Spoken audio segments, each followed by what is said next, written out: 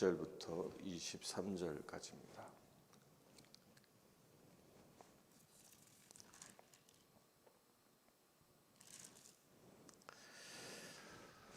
이제 바울이 아그리빠 왕 앞에서 이제 신문이라고 할까요? 재판이라고 할까요? 재판도 아니고 신문도 아니고 아그리빠 왕이 이제 바울을 만나게 된 것은 이제 베니게 총독이 이 사건을 어떻게 해야 합니까?라고 아그리빠 왕에게 조언을 구했기 때문에 만남이 성사가 되는데, 어찌됐건 큰 견지에서 보면 이제 베니게에 의하여 재판받는 과정, 그러니까 로마로 압송되기 전까지 그 재판의 과정의 그 연속석상으로 오늘 26장이 기록되어지고 있다라고 보면 됩니다. 이제 그 과정에서 이제 마지막으로 이제 선 것이 누구예요? 아그리빠 왕, 곧 유대의 분봉왕이었던 아그리빠 왕 앞에서 이제 바울이 증언합니다. 근데 이 바울의 증언을 보면 이게 계속 되어지잖아요. 산헤드린 앞에서도 증언을 하고, 또 이 벨릭스 총독 앞에서도 증언하고, 이렇게 여러 증언들을 벨릭스, 베스도 이렇게 증언들을 계속해 오는데, 이 증언들을 자기가 변호하는, 자기 스스로 변호하는 내용들을 보면 공통점이 있습니다. 그 공통점이 뭐냐면, 그 공통점은 그 자리가 누구 앞에 있다 하더라도 자기 변론, 그러니까 자기의 부당함, 나는 죄인이 아니다라고 하는 자기 변호를 하는 게 아니라, 그는 어느 자리에 서든 그에게 변호할 기회가 주어지면 그 변호하는 기회에 자기 신앙 고백을 한다는 겁니다. 내가 왜 바리새인 중에 바리새인인 내가 왜 그리스도인이 되었는지, 그 그리스도인은 어떤 존재인지에 관하여 그 신앙 고백을 합니다. 특별히 그 신앙 고백의 내용들을 보면 이 초점은 예수 그리스도를 증언하는 것에 맞춰져 있지만, 그 증언을 듣는 대상이 누구냐에 따라 약간씩 상황들을 바꾸어서 증언하고 있음을 봅니다. 산헤드린 공의회 앞에서 바울이 증언할 때에는 그 산헤드린 공의회는 사두개인과 바리새인의 그 두 양대 지파가 있었기 때문에 그들이 가장 첨예한 이 신학적 이슈로 대립하고 있었던 부활의 논제를 탁 던져서 그들로 하여금 서로 논쟁하게 하고, 그리하여 바리새인 중에는 바울의 편을 드는 자가 만들게 하기도 했고요. 또 이 벨릭스와 증언할 때는 예수 그리스도에 관하여 증언을 하고, 이제 또 다른 이제 아그리빠 왕에게 와서는 어떻게 증언하는지 한번 보겠습니다. 26장 1절입니다. 아그리빠가 바울에게 이르되 너를 위하여 말하기를 내가 내게 허락하노라 하니, 이에 바울이 손을 들어 변명하되 아그리빠 왕이여, 유대인이 고발하는 모든 일을 오늘 당신 앞에서 변명하게 된 것을 다행히 여기나이다. 특히 당신이 유대인의 모든 족속과 문제를 아심이니이다. 그러므로 내 말을 너그러이 들으시기를 바라니이다. 내가 처음부터 내 민족과 더불어 예루살렘에서 젊었을 때 생활한 상황을 유대인이 다 아는 바라. 일찍부터 나를 알았으니 그들이 증언하려 하면 내가 우리 종교의 가장 엄한 팔을 따라 바리새인의 생활을 하였다고 할 것이라. 여기서 이제 그 바울이 아그리빠 왕에게 내가 왜 여기 서 있는지에 대한 이유를 얘기하는데, 먼저 그 아그리빠 왕으로 하여금 자기의 말에 귀를 기울이도록 하기 위해서 아그리빠는 당신은 내 말을 이해할 거야. 왜냐? 당신은 유대인의 왕으로 유대인의 모든 풍속과 문제를 다 알고 있다라고 하면서 이 죄인 중에 죄인이었던 그 아그리빠 왕을 이게 지켜 세웁니다. 이게 이 바울의 이 아주 놀라운 지혜입니다. 누군가에게 복음을 전하는 것. 지금은 바울은 자기 변명을 위해서 서 있는 게 아니라 아그리빠라는 그 한 왕에게 그가 복음으로 구원되기를 소망하는 마음으로 그에게 복음을 선포하고 있는 것입니다. 따라서 그의 마음의 문이 열리도록 지금 선포되어진 말씀들이 그의 마음에 담아지게 하기 위하여 마음의 문을 여는데 어떻게 해요? 당신은 풍속과 유대인의 모든 풍속과 문제를 다 아는 그의 지식의 정도를 높여주고 있다는 겁니다. 우리가 여기서 배울 지혜입니다. 누군가에게 우리에게 복음을 전합니까? 복음을 전하기 위해서 우리가 먼저 선행해야 할 것은 그 상대를 칭찬할 수 있어야 한다. 상대의 장점을 발견하고 상대를 높일 때에 우리 사람들은요, 내가 칭찬받고 내가 높임을 받으면 칭찬은 고래도 춤추게 한다는 말처럼 내 마음이 은근히 기뻐집니다. 그 칭찬을 받는 사람의 마음이 즐거워지고 기뻐지면 마음의 문이 열리게 되는 겁니다. 그러나 비난하고 공격하고 지적하면 자기도 모르게 마음의 문이 닫혀버리게 되는 것이죠. 바울은 이것을 간파하고 아그리빠 마음의 문을 열기 위하여 그를 칭찬하고 있습니다. 그러면서 자기를 소개하는데 5절에 바리새인의 생활을 하였다. 그러니까 나는 누구냐? 나는 바리새인이다라고 자기를 소개합니다. 그러니까 유대인의 왕이었던 이 아그리빠는 특히 성전의 제사장을 임명할 수 있는 권한까지 있었기 때문에 그는 바리새인이다 그러면 바리새인이 누구인지 너무도 잘 아는 사람입니다. 산헤드린의 구성원으로 있었던 바리새인들이었기 때문에 너무 잘 아는 거예요. 그러니까 바울에 대하여 별도로 설명하지 않아도 당신이 바리새인이야? 내가 바리새인 잘 알지? 그 얼마나 철저하게 말씀대로 살아가는지 내가 잘 알지. 말씀을 1.1획도 어기지 않고 살아가는 사람인지 내가 잘 알지. 이런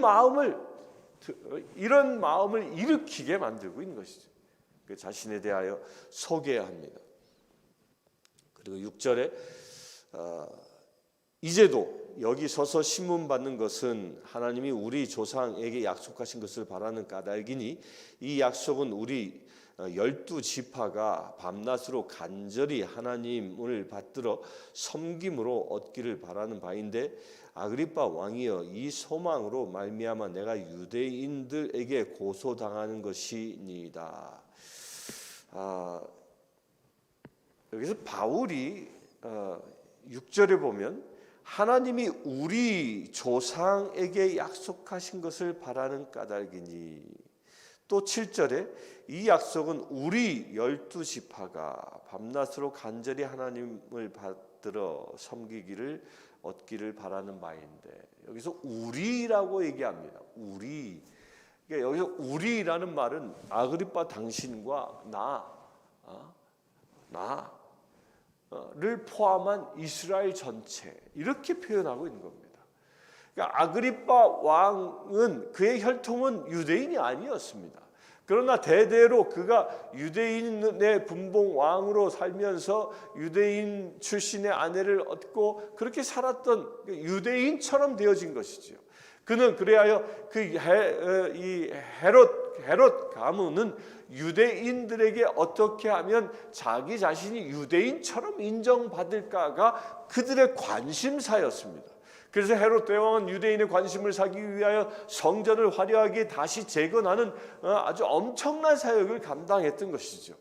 바로 그거를 탁 파고드는 겁니다. 거기 그 마음을 탁 파고들어서 당신과 나, 우리라고 표현하고 있는 겁니다. 이게 지혜입니다. 지혜. 말을 듣는 자에게 반감을 갖지 않고 말을 듣는 자가 한 공동체 의식을 갖게 하기 위한 아주 바울의 치밀한 의도, 곧 성령님의 치밀한 계획에 의하여 이렇게 선포하고 있는 겁니다. 누군가에게 우리가 복음을 전합니까? 그 복음을 전하는 사람을 우리가 장래에는 이 사람도 우리의 믿음의 공동체다라는 그 대전제를 가지고 복음을 전할 수 있어야 한다는 겁니다. 그렇게 될 수 있게 되길 바랍니다. 그 사람이 받아들이든 아니든 중요한 게 아닙니다. 우리는 믿음으로 선포하는 겁니다. 이 사람은 내가 복음을 전함으로 인하여 이 사람도 우리 가운데 온다. 우리 믿음의 공동체가 되어질 수 있다라는 믿음으로 선포할 수 있게 되길 바랍니다. 그리하여 그에게 뭘 얘기합니까? 이 소망으로 말미암아 내가 유대인들에게 고소를 당하는 것이니, 이 소망이 뭐예요? 12지파가 밤낮으로 간절히 하나님을 받들어 섬김으로 모든 이스라엘인들이 하나님을 온전히 섬기는 것, 이것이 바울의 유일한 소망이었다라는 겁니다. 하나님의 백성 되어지는 것, 이것이 유일한 소망이었다. 이걸 지금 아그리빠 왕이 얘기하는 겁니다. 이걸 뒤집어 얘기하면, 아그리빠 왕이여, 당신의 최대의 소망은 하나님을 섬기는 것이다. 지금 그 죄의 자리에서 일어나 하나님을 섬기는 자가 되라라고 간접적으로 이렇게 표현하고 있는 겁니다. 복음을 증언하는 거죠. 8절 보겠습니다. 당신들은 하나님이 죽은 사람을 살리심을 어찌하여 못 믿을 것이로 여기나이까? 나도 나자렛 예수의 이름을 대적하여 많은 일을 행하여야 될 줄 스스로 생각하고 예루살렘에서 이런 일을 행하여 대제사장들에게서 고난을 받아 가지고 많은 성도를 옥에 가두며 또 죽일 때에 내가 찬성 투표를 하였고 또 모든 회당에서 여러 번 형벌하여 강제로 모독하는 말을 하게 하고 그들의 때 심히 격분하여 외국 성까지 가서 박해하였고 그 일로 대제사장들의 권한과 위임을 받고 다메섹으로 갔나이다. 그러면서 이렇게 얘기합니다. 이제 내가 왜 나는 처음부터 그리스도인이 아니었다. 나는 바리새인으로 유대인 중에 유대인이었다. 그래서 나는 그 종교적인 열심으로 그 옛날 근 20여 년 전 이야기를 하고 있는 거죠. 나는 이 나자렛 예수의 이름을 가지고 모이는 이들을 대적하기 위하여 그들을 박해했던 사람이다 라고 자기의 과거 전적을 이야기합니다. 이 얘기는 뭘 얘기하는 거예요? 나를 고소했던 저 사람들이나 나의 20여 년 전의 모습이나 똑같았었다라고 얘기하는 겁니다. 똑같았었다. 어쩌면 지금 나를 고소하는 저 사람들보다도 내가 그 면에 대하여 유대교를 지키고자 하는 그 열정에 대해서는 내가 저 사람들보다, 저 대사장보다, 저 유대인들 장로들보다 더 열심히 많았던 사람이었다라고 자기를 소개합니다. 종교적인 열심이 무엇인지에 대하여 얘기하는 거죠. 그러면서 종교적인 열심은 어떤 감정으로 하는지를 11절에 살짝 비춥니다. 그들에 대해 심히 격분하여 외국 성에까지 가서 박해하였고, 그러니까 바울이 이 초창기에 그리스도교를 박해했을 때는 그의 마음의 상태가 뭐였냐? 평화로움 가운데, 하나님이 주신 은혜 가운데 있었던 게 아니라 격분, 분노 가운데 있었다는 거예요. 자기 열정으로 무엇인가를 하게 되면요, 이 격분과 분노 이런 것들이 일어난다는 겁니다. 이게 사단이 하는 대표적인 이 일의 증거인 것입니다. 여러분들 분노에 사로잡히지 마시길 바랍니다. 분노는 사단이 주는 겁니다. 주님은 부활하셔서 제자들에게 나타나셨을 때 첫 인사말이 너희에게 평화가 있기를, 평강이 있기를 라고 말씀하셨습니다. 어떤 상황과 처지에 있더라도 분노함에 사로잡히는 자가 아니라 평화로움 가운데, 주의 평화 가운데 임하길 바랍니다. 그럼 13절 보겠습니다. 왕이여 정오가 되어 길에서 보니 하늘로부터 해보다 더 밝은 빛이 나와 내 동행들을 둘러 비추는지라. 우리가 다 땅에 엎드러지매 내가 소리를 들으니 히브리 말로 이르되 사울아 사울아 내가 어찌하여 나를 박해하느냐. 가시체를 뒷발질하기가 내게 고생이니라. 자, 이제 사울이 이제 예수님을 만나는 이야기를 기록하고 있는데, 이 기록은 지금 바울이요 자기가 예수님을 만난 이 사건을 사도행전은 여러 번 간증합니다. 처음에 다메섹을 가던 그 시점에서 경험한 기사를 쓰고 있고, 또 산헤드린에서 여러 가지 기회가 좋을 때마다 자기가 어떻게 예수님을 만난지를 기록하는데, 오늘 간증에는 색다른 표현이 하나 나옵니다. 그게 뭐냐?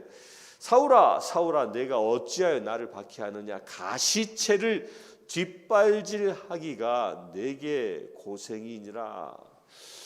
가시체를 뒷발질하기가 내게 고생이니라. 이게 새로운 표현을 하나 딱 쓰고 있어요. 이 가시체를 뒷발질하기가 내게 고생이다라는 이 말은 이거 유대인적인 표현이 아닙니다. 이 말은요 헬라인들이 가지고 있었던 이 상투적인 말이에요. 무슨 뜻을 담고 있냐면 신을 거역하는 것은 사서 고생하는 일이다라는 거예요. 무슨 얘기냐면 이거 이런 뜻이에요. 말 그대로 하면은 가시체를 뒷발질하기가, 이 말은 소를 끌고 이 일을 시킬 때 헬라인들은요 그 소 뒤에다가 소가 뒷걸음치지 못하도록 이게 몽둥이를 이렇게 달고 그 몽둥이에다 쇠꼬챙이들을 이렇게 박아 놓았다고 해요. 그래서 이 소가 주인이 원하는 대로 앞으로 가지 않고 자기가 뒷걸음질하게 되면 그 뒷걸음질하면서 그 쇠꼬챙이에 자기 발이 찍히도록 만든 거예요. 그렇게 만들어 놓은 것을 보고 가시체를 뒷발질한다라는 표현인 겁니다. 그 주인이 시키는 대로 원하는 대로 가지 않고 자기 마음대로 뒷발질하면 가시체에 그 가시에 찔리는 그런 곤욕을 치르게 된다. 이 표현을 이 헬라인들은 신을 거역하는 것은 사서 고생하는 거다라고 이렇게 표현하고 있는 겁니다. 이제 이걸 왜 특별히 이렇게 썼느냐? 이 아그리빠와 이 복음을 듣고 있는 이 벨릭스를 위한 특별한 표현이옵니다. 그러니까 아그리빠는 뭐예요? 헬라인이면서도 유대인인 척한 사람이었고, 또한 그 자리에 같이 동석해 있는 이 벨릭스는 뭐예요? 베스도는 헬라인이었습니다. 로마인이었죠. 그래서 그들이 잘 아는 표현을 통해서 이야기하고 있는 겁니다. 이게 지혜입니다. 우리가 복음을 전할 때 이렇게 상대가 잘 아는 표현으로 복음을 전할 필요가 있는 겁니다.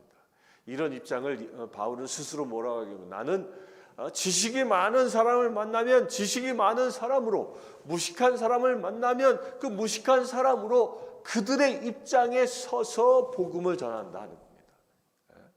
이게 복음을 전하는 지혜입니다.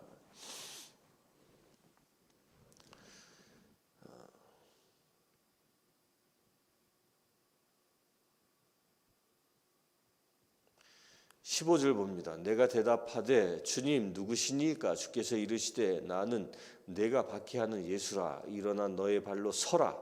내가 네게 나타난 것은 곧 네가 나를 본 일과 장차 내가 네게 나타날 일에 너로 종과 증인을 삼으려 함이니 이스라엘과 이방인들에게서 내가 너를 구원하여 그를 보내어 그 눈을 뜨게 하여 어둠에서 빛으로 사탄의 권세에서 하나님께로 돌아오게 하고 죄 사함과 나를 믿어 거룩하게 된 무리 가운데서 기업하리라. 또 이렇게 설명하지요. 설명하는데 색다른 설명을 또 합니다. 오늘 말씀에서 주의 깊게 봐야 할 것은요, 종과 증인으로 삼으려 함이라.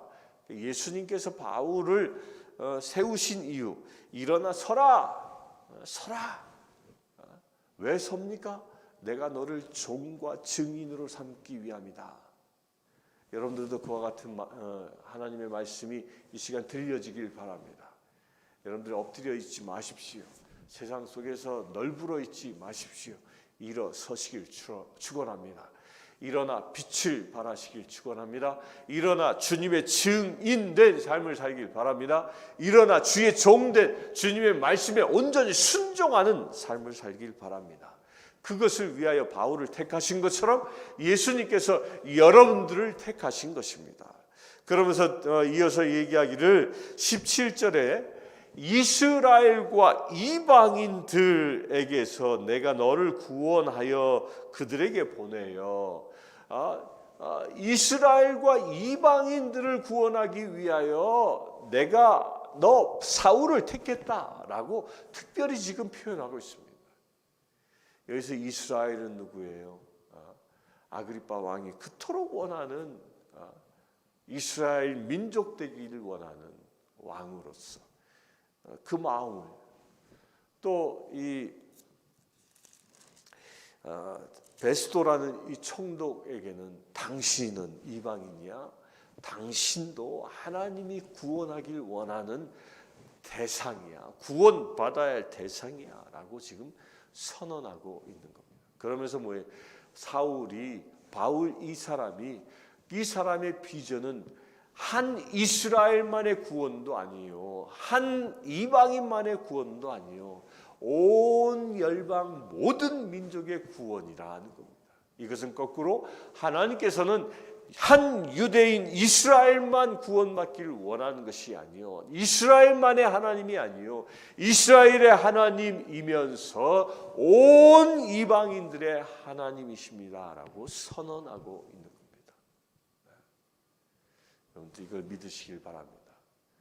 이 미국 땅은 온갖 민족들이 다 모여 있는 땅입니다. 요즘은 아시안 헤이트라는 것이 큰 이슈가 되어서 아시안인들이 테러를 당하기도 합니다. 이 모든 것들은 비복음적인 것입니다. 이것이야말로 사단이 하는 일입니다. 왜? 하나님은 모든 이스라엘과 이방인들이 주님의 자녀로 돌아오기를 원하고 그를 위하여 예수 그리스도께서 오셨기 때문입니다. 진정한 그리스도인들은 모든 민족들을 주님의 복음을 받아들일 대상으로 품고 그들을 사랑으로 안을 수 있어야 하는 그 비전이 여러분들 가운데도 일어나길 바랍니다.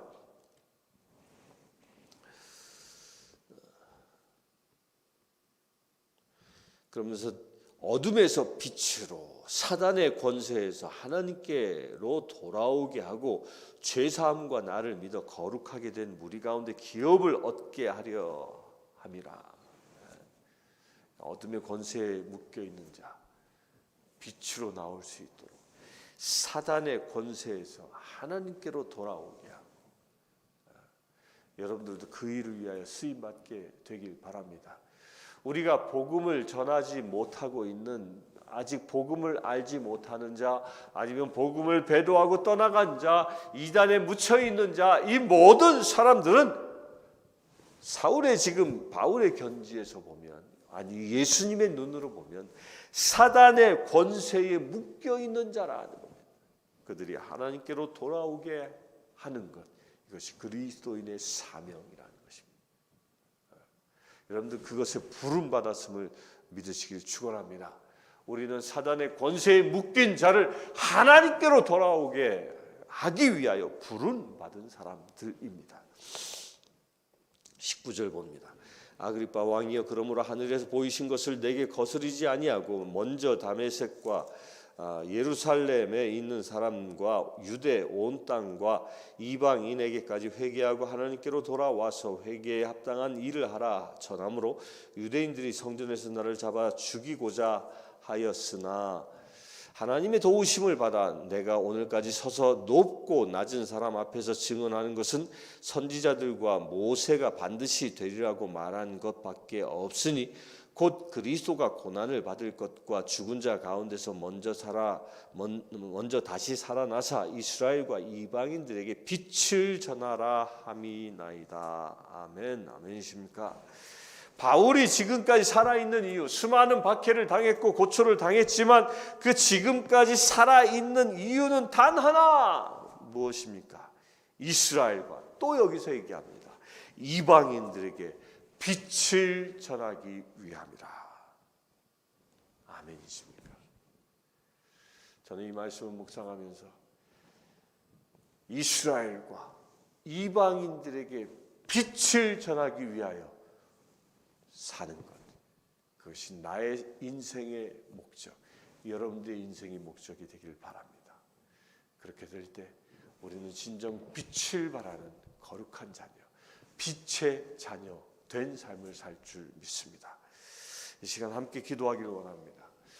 특별히 이 시간 기도할 때에 이스라엘과 이방인들에게 복음이 전해지는 것이 사울의 꿈, 아니 성령님의 꿈이었던 것처럼 이 시간 우리를 통하여, 우리 자신 한 사람 한 사람을 통해서, 나를 통해서 이방인과 이스라엘인들에게 복음이 전해질 수 있는 그 놀라운 역사가 우리를 통하여 일어날 수 있도록 이 시간 위에서 기도하길 원합니다. 기도합시다.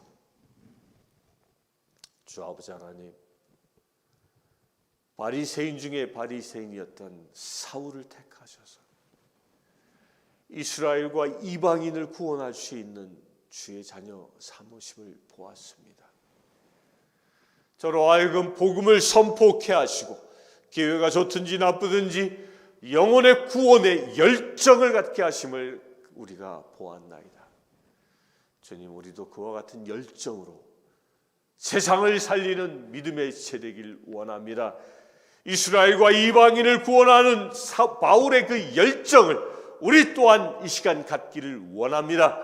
우리 주변에 있는 이스라엘인, 우리 주변에 있는 모든 이방인들, 아니 주님을 알지 못하고 살아가는 모든 족속들에게 우리가 복음을 선포하기를 원합니다. 복음의 빛을 발하기를 원합니다. 사단의 권세에 붙잡혀 있는 자들을 주님께, 아버지 하나님께 인도하는 자 되어지기를 원합니다. 어둠의 권세에 묻혀 있는 자들을 빛으로 인도하기를 원합니다. 일어나 빛을 발하라 말씀하시니 오늘 하루에 우리의 삶을 통하여 이루어지기를 원합니다. 주 성령 하나님, 우리에게 온전히 임하여 주시옵소서. 사울에게, 다메섹 도상에게 빛으로 임하셨던 예수 그리스도, 우리에게 빛으로 임하여 주시옵소서. 그래, 우리가 오늘 하루도 세상을 밝히게 하시고 세상에 등불 되게 하여 주시옵소서. 이 땅을 덮고 있는 모든 어둠의 권세를 물리치게 하시고 그 어둠의 권세에 묶여있는 심령들이 그들의 묶임으로부터 자유함을 얻는 주님 앞에 돌아오는 놀라운 역사가 오늘 또한 시작되게 하여 주시옵소서. 그 일을 위하여 이 시간 예배하는 모든 심령들을 무장시켜 주시옵소서. 성령 하나님, 무장시켜 주시옵소서. 우리 주 예수 그리스도의 이름으로 기도드리옵나이다. 아멘. 지금은 우리 주 예수 그리스도의 은혜와 하나님의 크신 사랑과 성령님의 감화 감동 교통 치유하심이 이 시간 예배하는 주의 사랑하는 모든 지체들 위해 지금부터 영원토록 함께 하실지어다.